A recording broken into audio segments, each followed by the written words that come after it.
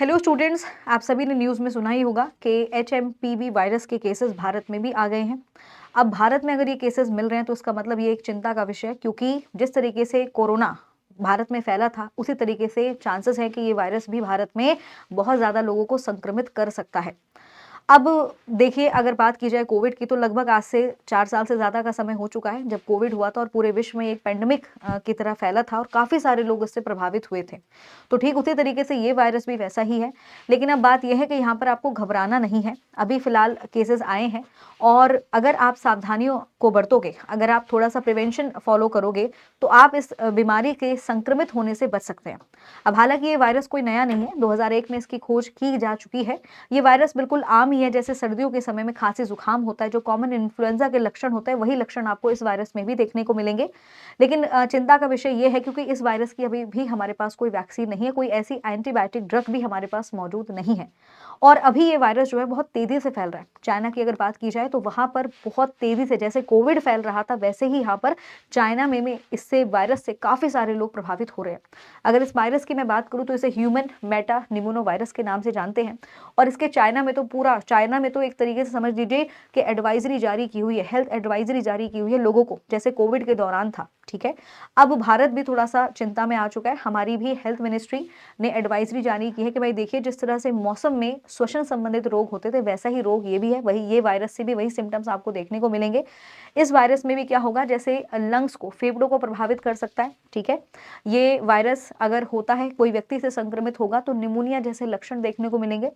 इस वायरस के सिम्टम्स क्या होंगे? प्राइमरी सिम्टम्स ये होंगे इस वायरस के कि बुखार होगा, खांसी जुकाम होगा, सांस लेने में तकलीफ होगी।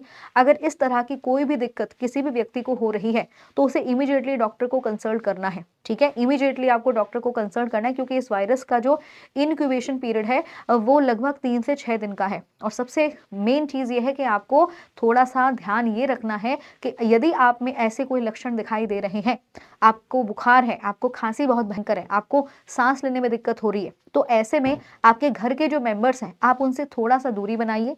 साथ में बार-बार अपने हाथों को साबुन से धुलिए, सैनिटाइज़र का इस्तेमाल करिए, मास्क वियर करिए। अगर आप बाहर जा रहे हैं तो प्लीज़ प्रॉपर्ली मास्क वियर करके बाहर निकलिए, क्योंकि आप अगर प्रिवेंशन को फॉलो नहीं करोगे, तो ये बीमारी, जैसे कोरोना के समय में लोगों ने गलती की थी कि स्टार्टिंग में उनको बिलीव ही नहीं हो रहा था कि कोविड जैसी कोई बीमारी आ चुकी है। हम लोग एकदम वो थे कि नहीं, कोविड नहीं हो सकता, भारत में तो आ ही नहीं सकता। लेकिन बाद में कितना भयंकर रूप हुआ, 2-2 बार कोविड की लहर हम लोगों को देखने को मिली। ठीक उसी तरीके से ये वायरस की भी अभी शुरुआत हुई है। 3 ही केसेस लगभग भारत में आए हैं। भगवान ना करे आगे कोई और केसेस आए, तो इसीलिए थोड़ा-सा आप लोग प्रिवेंशन कीजिए, फॉलो कीजिए। ये जो वायरस है वो सबसे ज़्यादा प्रभावी मतलब सबसे ज़्यादा प्रभावित कर रहा है छोटे बच्चों को, क्योंकि छोटे बच्चों की इम्यूनिटी लो होती है, साथ में बुजुर्गों को। और वैसे आम तौर पर देखा जाए तो ये वायरस हर वर्ग के उम्र के लोगों को प्रभावित कर रहा है, लेकिन इसका असर सबसे ज़्यादा उन लोगों पर हो रहा है जिनकी उम्र कम है, यानी जो जिनकी उम्र कम है, साथ में जिनकी इम्यूनिटी बहुत ज़्यादा लो है। तो आपको अपनी इम्यूनिटी को बढ़ाने में, इम्यूनिटी को बूस्ट करने पर ध्यान देना है। विटामिन सी का सेवन निरंतर करते रहिए, गर्म पानी का सेवन कीजिए। अगर आपको ज़रा-सा भी लग रहा है कि आपको ज़ुकाम है, आपको खाँसी हो रही है, तो ऐसे में अवॉइड करिए थोड़ा बाहर फ्रीक्वेंटली जाना। ठंडे इलाकों में, ठंडी जगहों पर जाना थोड़ा-सा अवॉइड करिए। वैसे ही अभी ठंडियों का मौसम है, सर्दियों का मौसम है, इस समय में ये जो कॉमन ज़ुकाम है, इन्फ्लुएंज़ा है, इस तरह की दिक्कतें बेसिकली होती रहती हैं। तो बिल्कुल घबराने की ज़रूरत नहीं है, बिल्कुल चिंता करने की ज़रूरत नहीं है। इस वायरस के जो प्रारंभिक लक्षण हैं वो यही बताए जा रहे हैं कि भाई खाँसी होगी, फिर बुखार होगा, हो सकता है बेसिकली कफिंग बहुत ज़्यादा हो जाए, ब्रीदिंग मतलब सांस लेने में डिफ़िकल्टी हो, चेस्ट पेन जैसे सिम्टम्स देखने को मिले, तो इमीडिएटली डॉक्टर के पास जाइए और कोशिश करिए।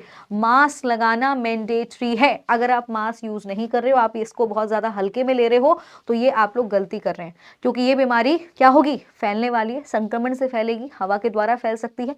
किसी के ऊपर आप खांस रहे हो, छींक रहे हो, तो प्लीज़ थोड़ा-सा सावधानी बरतिए। हम लोगों की सावधानी बरतने से ही इस बीमारी को हम फैलने से मतलब रोक सकते हैं। ठीक है? तो यदि आप बाहर जा रहे हैं, बाहर से आइए, सैनिटाइज़र का इस्तेमाल करिए, अपने बार-बार हाथों को साबुन से धुलिए और मास्क लगाना शुरू करिए। मास्क लगाना ज़रूरी है, अगर आप नहीं लगाएँगे तो फिर दिक्कत हो जाएगी। तो अभी फ़िलहाल हमें बहुत ज़्यादा चिंता नहीं करनी है, थोड़े से प्रिवेंशन को हमें फ़ॉलो करना है। अगर हम सावधानी बरतेंगे तो ये बीमारी हमारे लिए ज़्यादा खतरनाक साबित नहीं होगी।